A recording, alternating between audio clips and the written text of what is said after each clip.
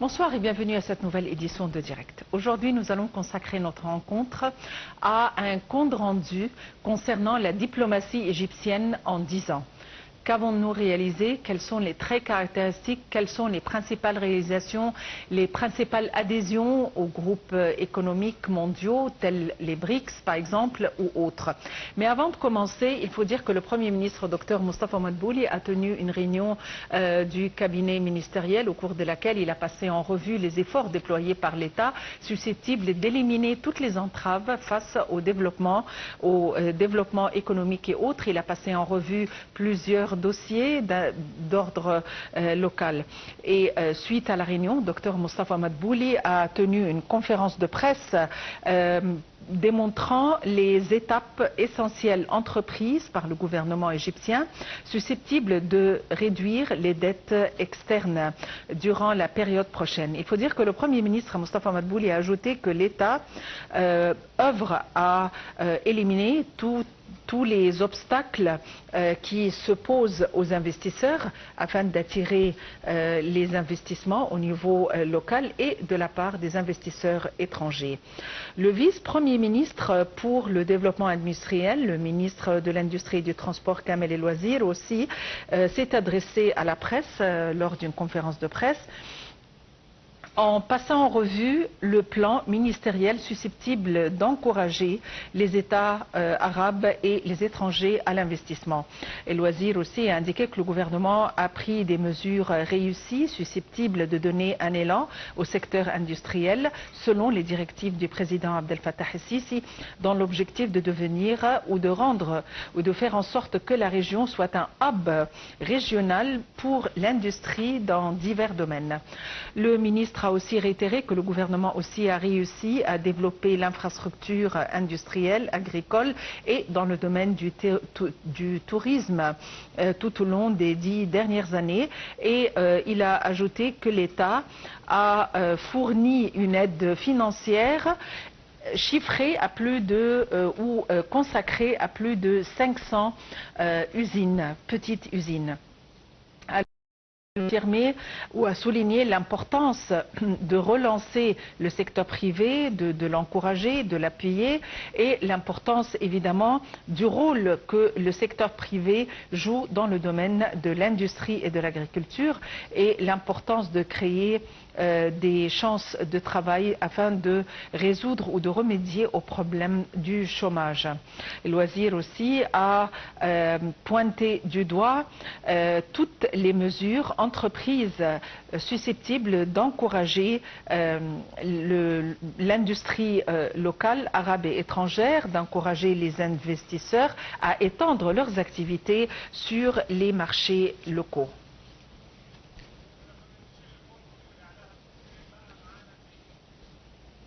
Et pour nous donner plus d'éclaircissements, nous avons le plaisir d'avoir en ligne son Excellence, Monsieur l'ambassadeur Hissène Haridi, l'ex-adjoint du ministre des Affaires étrangères.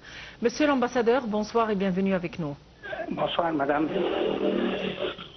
Allô? Oui, monsieur l'ambassadeur, aujourd'hui, nous allons focaliser un petit peu sur la diplomatie égyptienne, les principales caractéristiques tout au long des 10 dernières années. Mais avant de commencer, juste il y a quelques instants, le Premier ministre a tenu une réunion du cabinet ministériel au cours de laquelle il a pointé du doigt les efforts de l'État pour aller de l'avant avec les projets locaux pour attirer les investisseurs, mais aussi le ministre Kamel El Wazir, aussi le vice-ministre pour le développement industriel et du transport, Kamel El Wazir, a évoqué plusieurs points importants et plusieurs mesures entreprises par l'État susceptibles de faire en sorte que la région devienne un hub pour l'industrie. On aimerait passer en revue les principaux messages évoqués. Certainement, le gouvernement égyptien fait de son mieux récemment d'attirer les investissements étrangers, dans l'économie égyptienne. Et cela, il y a un effort d'explication, un effort d'essayer de moderniser de changer le contexte dans lequel les investissements étrangers se déroulent. Le gouvernement fait de son mieux pour certainement attirer ces investissements, soit par une explication sur les avantages que le gouvernement égyptien décrète pour ces investissements-là. La sécurité entre guillemets d'investir en Égypte, certainement dans un cadre régional plus vaste. La sécurité du pays est un point à mettre l'accent sur ce point-là en comparaison avec les pays voisins.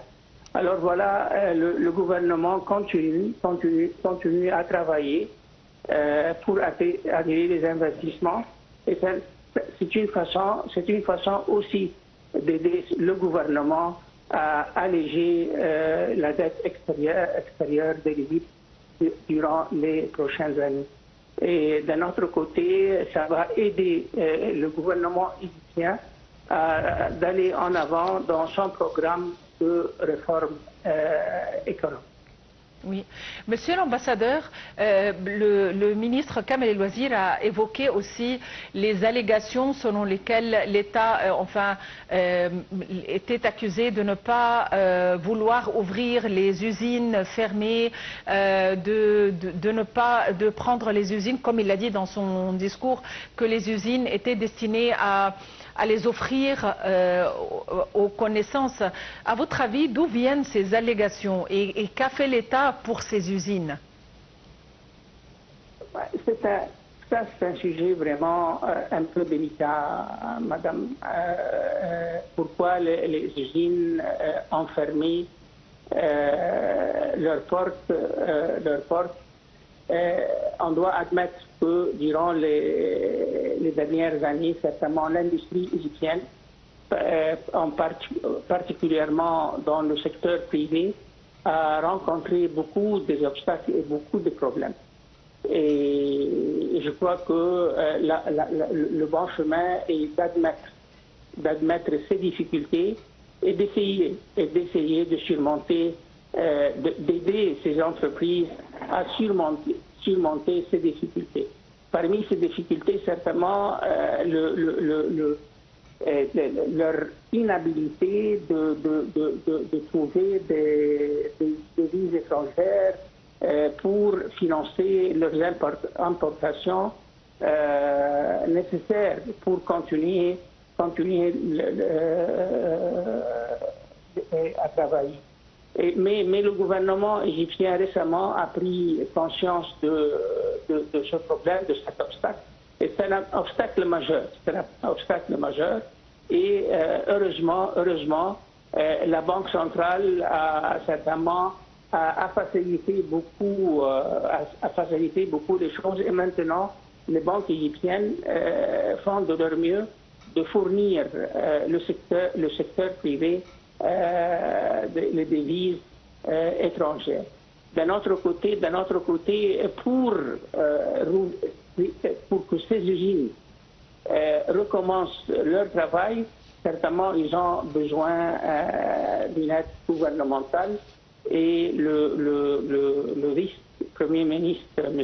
Kamel El-Wazir, a promis que l'État va faire de son mieux pour aider ces entreprises à reprendre leurs activités industrielles.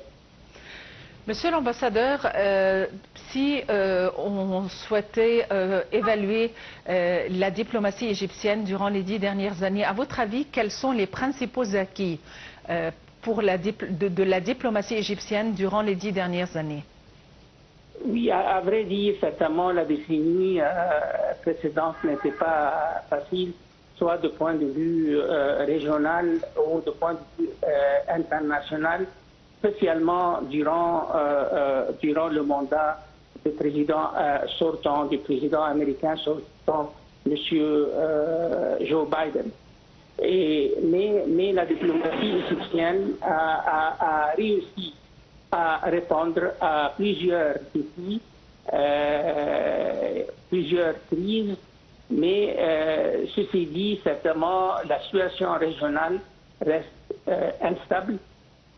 Nous avons plusieurs guerres autour de nous, la guerre israélienne contre les Palestiniens, la guerre israélienne contre les Libanais, et puis la situation, la guerre civile au Soudan, l'instabilité politique qui règne depuis toujours en Libye, et puis, comme vous le savez, madame, les menaces sur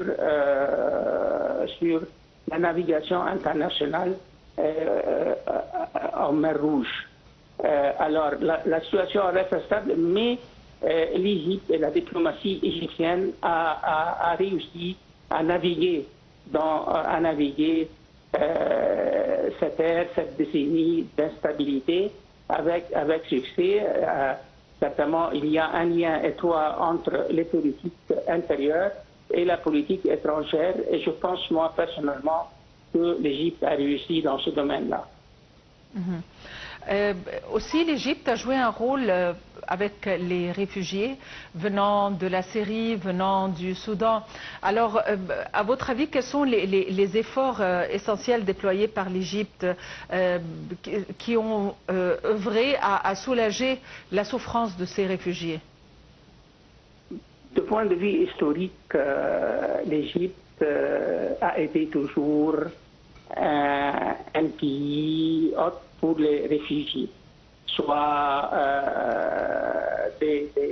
du monde arabe ou des autres régions. Et dans ce contexte-là, durant cette décennie, on a certainement on a vu nos frères du peuple syrien, même nos frères et sœurs de la Palestine, de Gaza, et des Soudanais et des Soudanaises qui ont certainement choisi l'Égypte comme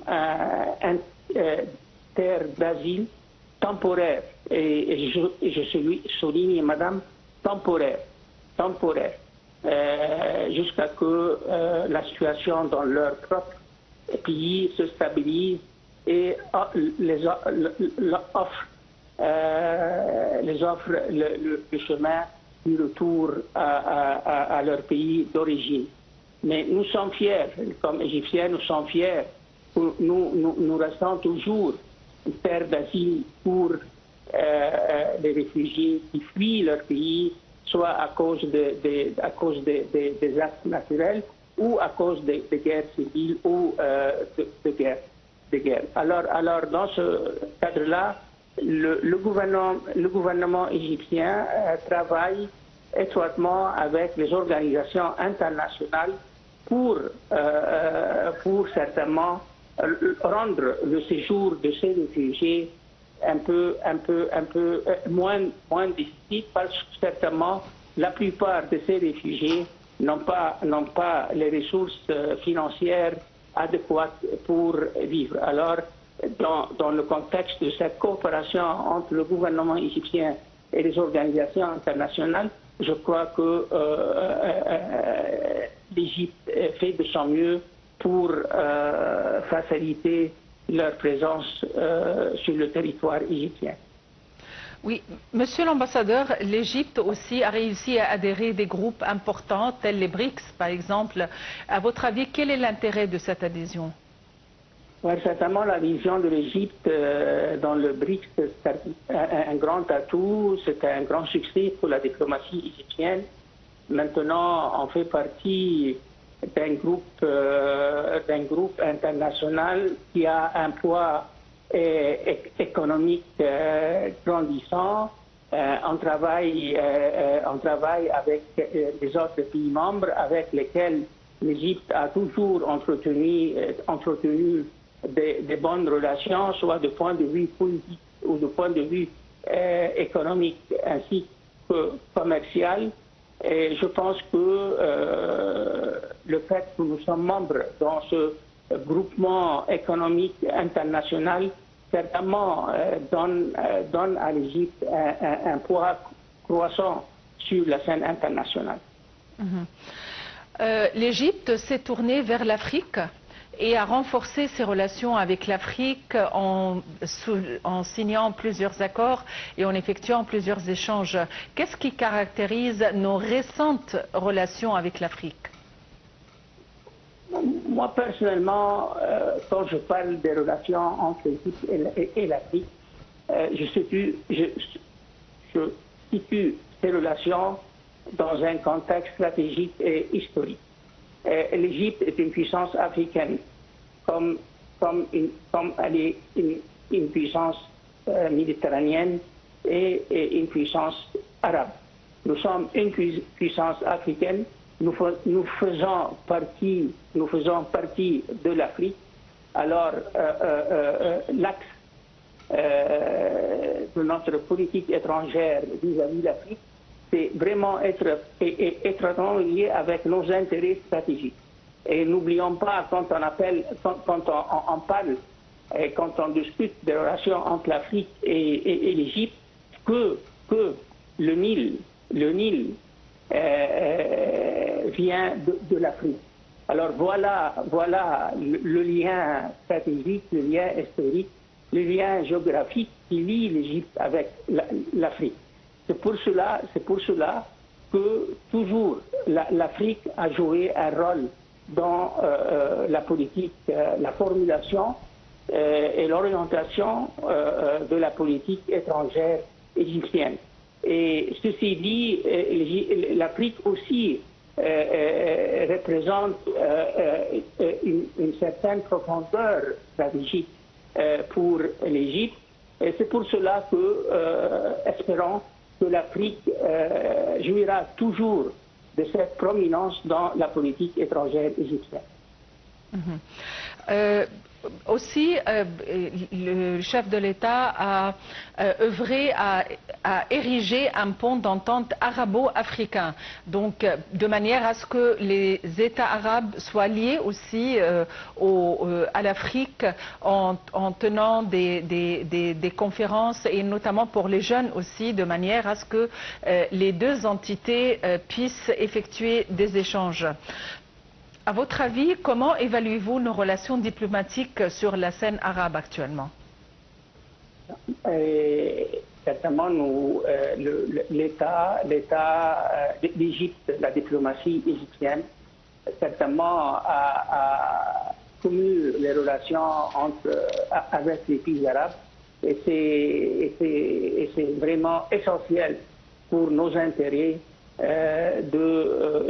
d'approfondir ces relations. Nous sommes entourés, nous sommes une puissance arabe, nous sommes entourés par des pays voisins arabes et certainement c'est dans l'intérêt de l'Égypte de travailler avec les pays arabes, soit dans le cadre de la Ligue arabe, soit sur le plan bilatéral, de travailler étroitement pour trouver des solutions aux crises et aux problèmes auxquels plusieurs pays arabes font face. Et certainement, la cause palestinienne reste la pierre angulaire de la politique étrangère de l'Égypte en ce qui concerne le monde arabe. C'est pour cela que nous avons suivi certainement les efforts déployés par la diplomatie égyptienne pour mettre fin à la guerre qu'Israël mène contre les Palestiniens, soit dans la bande de Gaza, soit en Cisjordanie, ainsi au Liban. Alors, notre appartenance arabe représente la pierre angulaire de la diplomatie égyptienne. Excellence, Monsieur l'ambassadeur Hissène Hariri, vous êtes l'ex-adjoint du ministre des Affaires étrangères. Merci pour votre intervention. Il faut dire que le chef de l'État, le président Abdel Fattah el-Sisi, a reçu aujourd'hui, jeudi, le ministre sud-africain des Relations internationales et de la coopération, Ronald Ramola, en présence du ministre des Affaires étrangères et de l'immigration, Badr Abdelghati, et l'ambassadeur de l'Afrique du Sud au Caire. Le chef de l'État a affirmé que l'Égypte accueillait favorablement la poursuite des consultations et de la coordination avec l'Afrique du Sud sur tous les niveaux, afin de progresser en matière d'instauration de la paix, la sécurité et du développement en Afrique. Le point. Le président Abdel Fattah el-Sisi a affirmé que l'Égypte accueillait favorablement la poursuite des consultations et de la coordination avec l'Afrique du Sud sur tous les niveaux pour progresser en matière d'instauration de la paix, la sécurité et du développement en Afrique. Le chef de l'État a tenu ses propos ce jeudi lors d'une entrevue avec le ministre sud-africain des Relations internationales et de la coopération, Ronald Ramola, en présence du ministre des Affaires étrangères, Badr Abdelghati, et l'ambassadeur de l'Afrique du Sud au Caire. Selon le porte-parole de la présidence de la République, Ahmed Fahmy, le président el-Sisi a confirmé que l'Égypte valorisait les relations de fraternité historique liant les deux pays et les deux peuples. L'entrevue s'est axée sur le moyen de conforter et d'étendre la coopération bilatérale dans les divers domaines du fait que les deux pays sont membres des BRICS et au vu de leur rôle actif à l'échelle régionale et au niveau du continent africain. Ont également fait l'objet d'examen la conjoncture régionale et les efforts des deux pays pour soutenir la cause palestinienne par tous les moyens, aussi bien que les efforts en cours pour parvenir à un cessez-le-feu dans la région et la responsabilité de la communauté internationale dans la prise des mesures de nature à mettre fin à la tension dans la région et à éviter l'extension du conflit. Le renforcement de la coopération entre les pays du Sud au vu de la prochaine présidence de l'Afrique du Sud du G20 a été évoqué. Et en ce sens, le chef de l'État a souligné l'importance de l'action conjointe pour inscrire les priorités du développement de l'Afrique sur l'agenda international. Le ministre sud-africain a affirmé que son pays valorisait le rôle égyptien, soutenant les pays en crise dans la région ou dans le continent sur les volets politiques et humanitaires.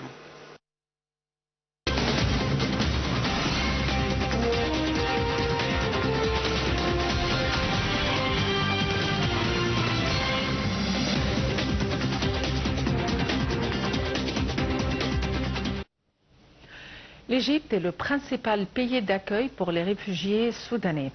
L'Égypte est devenue, avec 1,2 million de réfugiés, le principal pays d'accueil pour les Soudanais fuyant leur pays ravagé par la guerre, tandis que les centaines d'autres traverseront chaque jour illégalement la frontière, a indiqué dimanche le Haut Commissariat de l'ONU pour les réfugiés HCR.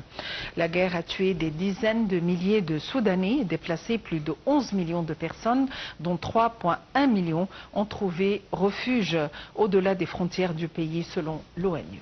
Le point avec AHL.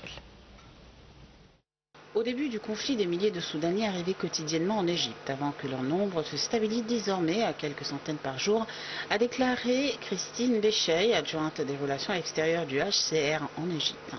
Ils sont principalement concentrés au Caire et sa banlieue, à Alexandrie et à Assouan, a-t-elle ajouté. D'autres réfugiés ont trouvé asile dans les pays voisins, notamment au Soudan du Sud, au Tchad et en Libye. Selon un rapport publié vendredi, le HCR Égypte a souligné que l'afflux des réfugiés constituait une pression immense sur les ressources et les infrastructures de l'Égypte. Madame Hanan Hamdan, représentante du HCR auprès de l'Égypte et la Ligue arabe, a affirmé que le fardeau qui pèse sur l'Égypte est insoutenable et nécessite une aide internationale immédiate et substantielle pour assurer la protection et le bien-être des personnes touchées par le conflit.